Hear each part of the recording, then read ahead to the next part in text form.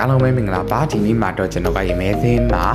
ဖွင့်ထားတဲ့ရှမ်းသမင်းပုံစားဆိုင်အသစ်လေးကိုတွားလာပဲဖြစ်ပါတယ်။ဘာလို့ဆိုတော့ဒီဆိုင်လေးကိုကျွန်တော်ကဖွင့်ပြီးတော့တွားစားကြည့်ရမှာပေါ့နော်။တွားစားကြည့်တော့ကျွန်တော်နဲ့အဆင်ပြေရစားရတာဘာလို့ဆိုတော့အရသာကြီးက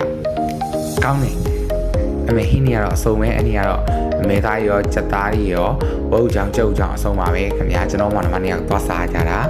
အနည်းကဗတ်ကြည့်ပေးကြပါအောင်လို့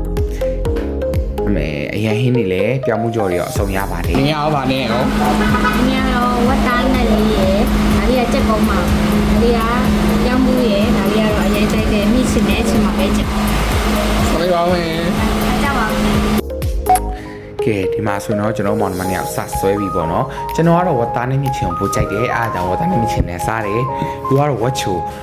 သူတို့ရှမ်းသမင်းဆိုတဲ့အတိုင်းပဲဒါပေမဲ့ဆန်ကတော့အရင်ကြီးမစီးဘူးစီးဖြစ်မနေဘူးစားလို့အဆင်ပြေတယ်ဆန်သားလေးလည်းကောင်းတယ်ဟင်းနေရလည်းရှမ်းတို့ချက်တဲ့အတိုင်းပေါ့နော်ချိုကြီးဖြစ်မနေဘူးအကောင်တော့ကျွန်တော်ဒီဗမာရဲ့ဇန်နဲ့အဆင်ပြေဟင်းနေကြီးပဲအရင်သူကဘယ်လိုလဲဆိုတော့အရေးတောက်လေးလည်းပြီးတယ်ပြီးရင်ကလော်သီးမျိုးကတော့သီးအောင်တော့မျိုးသီးအောင်လည်းချပြရပေါ့နော်အဲ့လိုလေး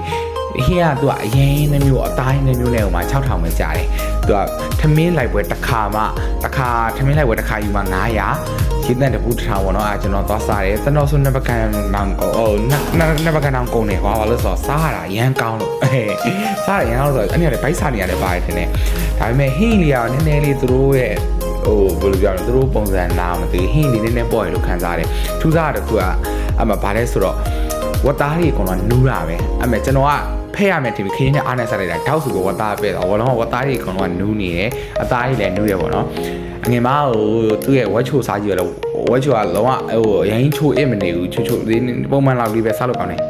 အခုစားလို့လည်းပြီးသွားပြီကျွန်တော်လည်းဒေါ်ကီဖုတ်တယ်စားလိုက်တောက်လိုက်ပဲရေလည်းတောက်လိုက်အဲ့ဒီကအရန်ကလော်ဒီကောင်ကြီးလည်းကောင်းတော့ဆိုင်းနဲ့ချွေးထွက်နေကြတာကျွန်တော်ကြည့်ပေးတဲ့အတွက်လည်းကျေးဇူးတင်ပါတယ်လာမယ်ဆိုရင်တော့ဒီမဲသင်းမျိုးဒီရွှေစည်းကုန်း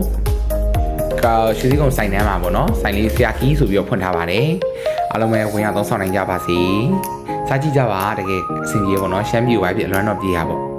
ကြည့်ရှုပြီးတော့ကျေးဇူးပါ